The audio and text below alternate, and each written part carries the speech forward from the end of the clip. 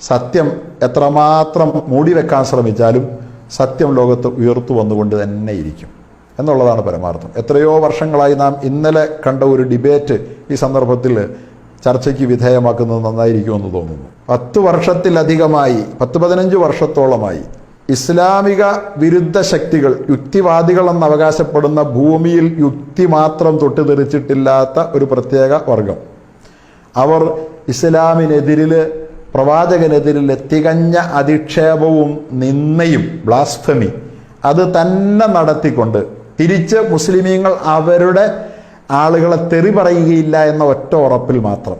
യേശുവിനെ നാം തെറി പറയില്ല, ശ്രീരാമനെ നാം തെറി പറയില്ല, ശ്രീകൃഷ്ണനെ നാം തെറി പറയില്ല, കാരണം പറയാൻ മുസ്ലിമിനെ ഖുർആൻ അനുവദിക്കുന്നില്ല എന്ന ന്യായത്തിൻ്റെ മറപിടിച്ചുകൊണ്ട് പ്രവാചകനെയും പ്രവാചക പത്നിമാരെയും പച്ചയായി സ്ത്രീലമ്പടനെന്നും അതുപോലെ തന്നെ രക്തക്കൊതിയനെന്നും ഒക്കെ പറഞ്ഞ് നിന്ദിച്ച് അവഹേളിച്ച് മാത്രം ഇസ്ലാം വിരുദ്ധ ശക്തികൾക്ക്, ഈ സാമ്രാജ്യ ശക്തികളുടെ കയ്യിൽ നിന്ന് കിട്ടുന്ന കാൽപ്പണത്തിന് വേണ്ടിയിട്ട് നക്കാപ്പീച്ച കൊതിയന്മാർ, ആണത്വം വിറ്റു തുലച്ചവർ നടത്തിക്കൊണ്ടിരുന്ന ശ്രമങ്ങൾ, അവരുടെ വെല്ലുവിളിയെ പലപ്പോഴും നാം അവഗണിക്കുകയായിരുന്നു.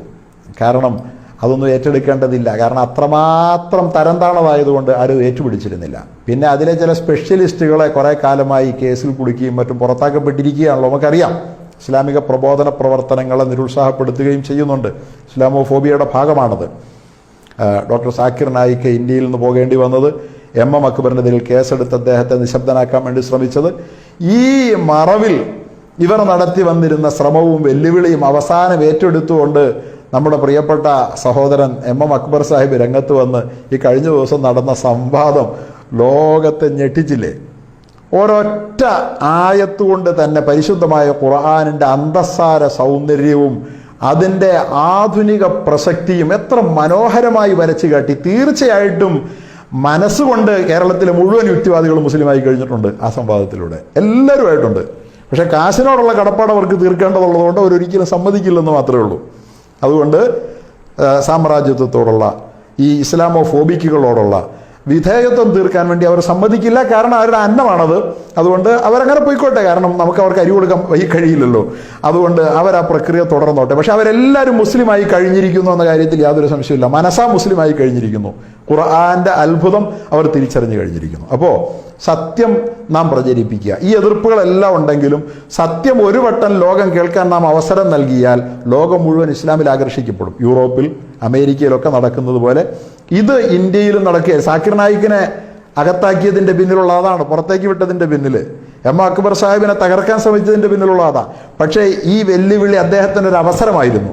അദ്ദേഹം ഉപയോഗിച്ച ആ ഒരൊറ്റ ഇടപെടൽ കൊണ്ട് എല്ലാ യുക്തിവാദികളും മനസ്സാ മുസ്ലിമായി കഴിഞ്ഞിരിക്കുന്നു. സഹാദത്ത് കലിമ ചൊല്ലാന്ന് പറഞ്ഞ ആളുകൾ ചൊല്ലിയില്ല എങ്കിലും പച്ചയ്ക്ക് ചൊല്ലൂല എന്നുള്ളൂ, മനസ്സിൽ മുസ്ലിമായി കഴിഞ്ഞിട്ടുണ്ട്, ഉറപ്പാണ്. അപ്പോൾ ഇത് ആണ് യഥാർത്ഥത്തിൽ നമുക്ക് സാധിക്കേണ്ടത്. ആ സംവാദാനന്തരം സംഘടനാ ഭേദങ്ങൾക്ക് അതീതമായി ഇസ്ലാമിൻ്റെ പൊതുശത്രു, ഇസ്ലാമിനെ അധിക്ഷേപിക്കാനും അപകീർത്തിപ്പെടുത്താനും ഭീകരമുദ്ര ചാർത്താനും വേണ്ടി ശ്രമിക്കുന്ന പൊതുശത്രുവിനെതിരിൽ ഇസ്ലാമിക സമൂഹത്തിൻ്റെ ഒരു പ്രതിനിധി നേടിയ വിജയത്തെ ആവേശപൂർവ്വം സ്വീകരിക്കാനും അതിനെ സ്വാഗതം ചെയ്യാനും കാണിച്ച അദ്ദേഹം അതിനകത്ത് ഒരു ഭീകരതയും പറഞ്ഞിട്ടില്ലല്ലോ. എത്ര മനോഹരമായി ശാന്തഗംഭീരമായി ആരെയും അപമാനിക്കാനൊന്നും നിൽക്കാതെ വളരെ ഇസ്ലാമിക ഗരിമയോടുകൂടി വിഷയം അവതരിപ്പിച്ച അദ്ദേഹത്തെ അംഗീകരിക്കാനും അഭിനന്ദിക്കാനും എല്ലാ മുസ്ലിം മനസ്സുകളും കാണിച്ച സൗമനസ്യം, ആ യോജിപ്പ് നമ്മൾ നിലനിർത്തിക്കൊണ്ട് അത്തരം പ്രക്രിയകളിൽ നാം കൂടുതൽ സജീവമാവുക എന്നുള്ളത് മാത്രമാണ്. അതൊരു അക്ബർ സാഹിബിന് മാത്രം വിട്ടുകൊടുക്കേണ്ടതല്ല. അദ്ദേഹം ആ കാര്യത്തിൽ ഒരു ജീനിയസ് ആണ് എന്ന കാര്യം നാം സമ്മതിച്ചുകൊണ്ട് തന്നെ പറയുന്നു. അത് നമ്മളൊക്കെ ഏറ്റെടുക്കണം. ഈ കള്ളന്മാർ നമ്മെ വെട്ടിപ്പിളർക്കാൻ, നമ്മുടെ സമൂഹത്തെ തെറ്റിദ്ധരിപ്പിക്കാൻ, മതവിദ്വേഷം വമിപ്പിക്കാൻ, അങ്ങനെ നമുക്കിടയിൽ വിള്ളലുണ്ടാക്കാൻ സാമ്രാജ്യത്വത്തിനത് വേണം. അവർക്ക് ആയുധം വിറ്റഴിക്കാൻ വേണ്ടി, സത്യം പറഞ്ഞാൽ അവർ ഇവിടത്തിന് വേണ്ടി ഉണ്ടാക്കിയത് പോലും അല്ലത്. അവരുടെ ആയുധം വിറ്റഴിക്കാൻ വേണ്ടി വിദേശ നാടുകളിൽ പ്രചരിപ്പിക്കാൻ വേണ്ടി ഉണ്ടാക്കിയതാണ് ഈ തീവ്രവാദവും ഭീകരവാദവും. അതെടുത്ത് ഇവിടെ അവിടെ നിന്ന് കാശ് കിട്ടുന്നുണ്ടെന്നും പറഞ്ഞുകൊണ്ട് പയറ്റിയ ഈ ദുഷ്ടശക്തികളെ തകർക്കാൻ നമുക്ക് ഇത്തരത്തിലുള്ള സാമൂഹികമായ ഇടപെടൽ, സോഷ്യൽ മീഡിയ ഇടപെടലുകളിലൂടെ സാധിക്കും.